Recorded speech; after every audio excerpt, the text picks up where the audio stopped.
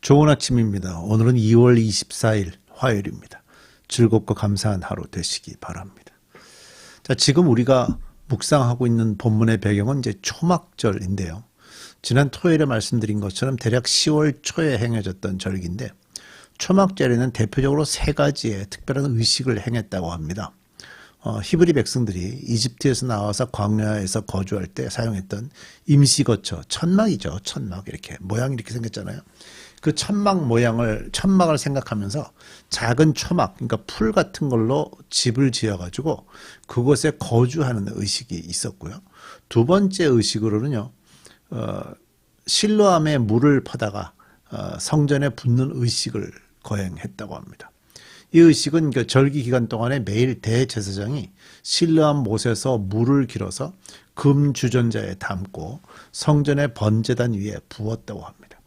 그동안의 유대 백성들은요, 이사야 12장 3절 말씀인 너희가 구원의 우물에서 기쁨으로 물을 기를 것이다를 암송했고요. 시편 말씀으로 찬양을 했다라고 합니다. 바로 이때 유대 백성들이 이 물을 길어 올리는 의식에 집중하고 있을 때, 그건 초막절만의 특별한 의식이었으니까요. 그때 예수님도 물과 관련된 말씀을 하신 겁니다. 목마른 사람은 다 내게로 와서 마셔라. 나를 믿는 사람은 성경에 이른 것과 같이 그의 배에서 생수가 강처럼 흘러나올 것이다. 유대인들의 마음은 초막절이 지니고 있는 상징들로, 또 광야에서 물을 솟아낸 바위에 대한 생각으로 가득했었겠지만, 예수님은 그것보다 훨씬 더 많은 것을 가지고 계셨습니다. 그들이 예수님에게 와서 받기만 하면 전혀 새로운 삶을 살게 될 수 있죠. 그러니까 바깥에 있는 샘에 의존할 필요가 없이 그들의 속에서 항상 흘러넘치는 생수의 강을 찾을 수 있을 것입니다. 자, 이런 내용들이 오늘 말씀이 펼쳐지는데 함께 살펴보십시다. 요한복음 7장 37절부터 말씀 봅니다. 명절의 가장 중요한 날인 마지막 날에 예수께서 일어서서 큰 소리로 말씀하셨다. 목마른 사람은 다 내게로 와서 마셔라. 나를 믿는 사람은 성경에 이른 것과 같이 그의 배에서 생수가 강처럼 흘러나올 것이다. 이것은 예수를 믿은 사람들이 받게 될 성령을 가리켜서 하신 말씀이다. 예수께서 아직 영광을 받지 않으셨으므로 성령이 아직 사람들에게 와 계시지 않았다. 예수님이 하신 말씀을 37절, 38절에 기록하고, 요한복음의 저자 요한이 이미 그 예수님의 부활, 성령 체험 이런 걸 다 했기 때문에 그 이후의 상황을 이렇게 설명처럼, 이렇게 주석처럼 넣어놨죠. 초막절의 마지막 날이라고 하면요, 다들 사실은 초막 생활에 지칠 만한 때입니다. 왜냐하면 이 초막이라는 게 이제 풀로 지었고요. 이스라엘 사람들의 집이 이렇게 그 지붕이 이렇게 평지로 되어 있거든요. 저희 어릴 때는 옛날에 슬라브 집이라고 하는 표현들을 좀 썼는데, 양옥집 같은 그런 집으로 되어 있고, 그 위에 초막으로 이렇게 집을 지어서 사람들이 거기만이 올라가서 이렇게 초막절을 지켰습니다. 이스라엘 뜨겁죠. 뜨거우니까 낮에는 굉장히 더웠을 거고요. 또 저녁에는 기온이 뚝 떨어지는데, 또 바나나 잎 같은 걸로 위를 또 이렇게 가렸었다고 합니다. 그래서 이렇게 하늘을 볼 수 있고, 또 간단한 걸로 가리다 보니까 이슬이 다 들어오고, 그러니까 밤엔 굉장히 추웠고, 사실 열흘 정도 머문다는 게 쉽지 않은 기간이었을 겁니다. 명절 끝날, 그러니까 가장 유대인들이 지금 초막절을 지키면서 마지막이 되어서 실제적으로 체력적으로 좀 지쳐 있을 그때에 큰 날에 예수께서 서서 모든 사람이 듣도록 외치셨습니다. 목마른 사람은 다 내게로 와서 마셔라. 나를 믿는 사람은 성경에 이른 것과 같이 그의 배에서 생수가 강처럼 흘러나올 것이다. 여기서 이제 배란 단어가요, 심령의 가장 깊은 것을 의미하고 있습니다. 우리가 영어로 스토막이라고 그러죠. 라틴어로 스토마, 헬라어로도 스토마라고 이제 발음을 하는 건데요. 가장 깊은 것을 얘기할 때 그 배란 단어를 사용을 하죠. 그리고 생수가 흘러넘친다는 것은 성령님의 충만을 의미한다라고 보는 게 맞아요. 그래서 예수님에게 와서 예수님을 마시면 영혼의 깊은 곳에서 성령께서 주시는 생수를 충분하게 채울 수 있게 된다. 그런 의미의 말씀인 거예요. 사실 이 말씀은 정말 예수에게로 오는 자들에게 큰 위로가 되는, 힘이 되는 격려의 말씀이기도 하죠. 자, 40절. 이 말씀을 들은 무리 가운데는 이 사람은 정말로 예언자다 하고 말하는 사람들도 있고 이 사람은 그리스도다 하고 말하는 사람들도 있었다. 자, 무슨 얘기예요? 40절, 41절에 나오는 얘기는 예수님의 이 말씀을 가지고 예언자로 받아들이고 또 그리스도, 메시아로 받아들이면서 예수님을 믿고 예수님에게 왔던 그런 많은 사람들도 있었다 하는 것을 성경에 기록을 해놓고 있는 거예요. 이 말씀이 사람들에게 구원의 메시지가 됐었다 그 말이죠. 40절 뒷부분입니다. 그러나 더러는 갈릴리에서 그리스도가 나올 수 있을까?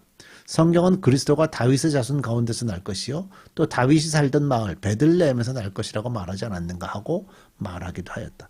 실제로 이런 기록들이 있었죠. 예수님이 베들레헴에서 탄생하셨다는 것은 사실 이들이 지금 알지를 못하고 오로지 그냥 갈릴리 사람이다.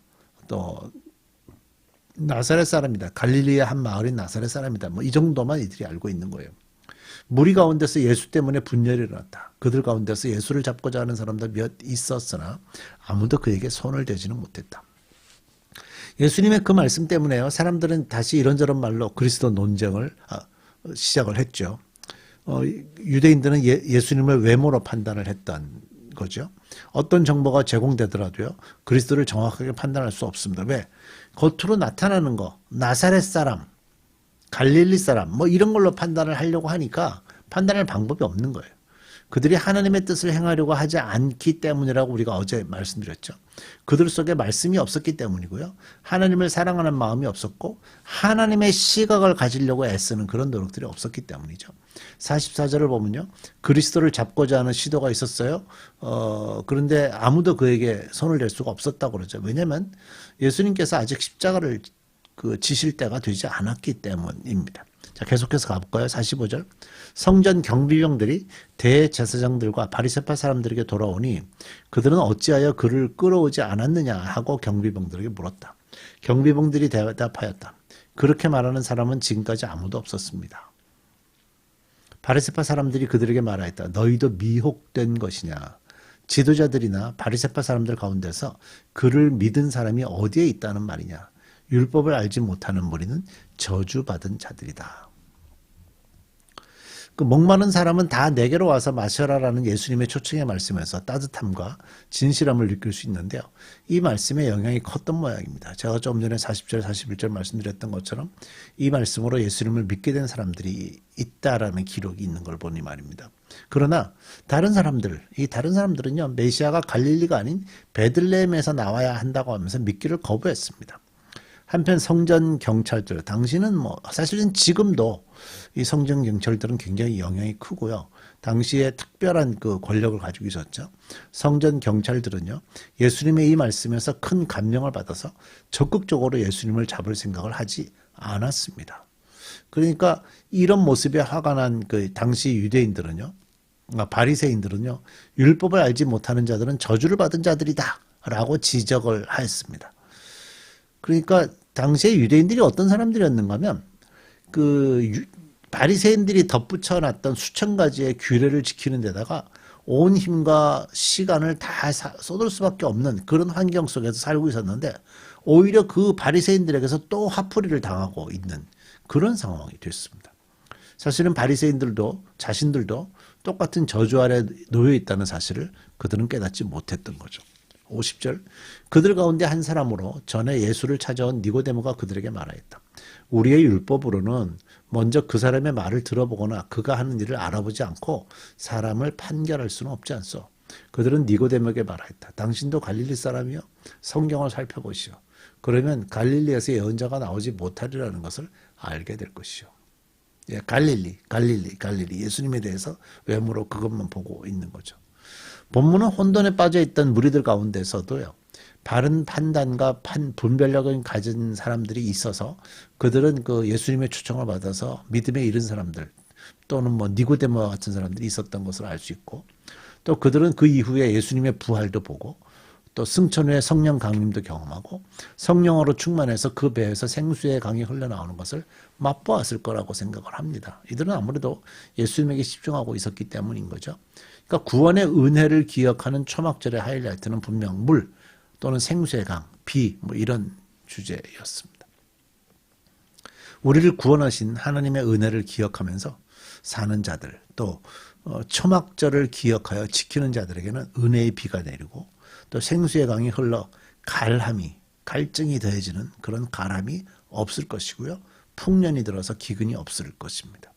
이것은 초막절 마지막 날에 예수님께서 약속하신 것이죠. 여러분들도 이 말씀, 예수님의 이 말씀, 예수에게로 와서 예수를 마셔라. 이 말씀을 통해서 예수와 함께 그분을 먹고 마셔가는 그런 여러분들, 이 십자가 순환절의 기간이 될 수 있기를 바랍니다. 우리 기도하십시다. 하나님, 우리에게는 예수가 생명이고 우리에겐 예수가 생수이고 우리에겐 예수가 구원입니다. 절대로 놓치지 않게 하시고 이 사순절 기간에 이 예수의 생명의 은혜의 자리에 깊이 들어가도록 성령님 우리를 도와주옵소서. 예수님의 이름으로 기도드립니다. 아멘.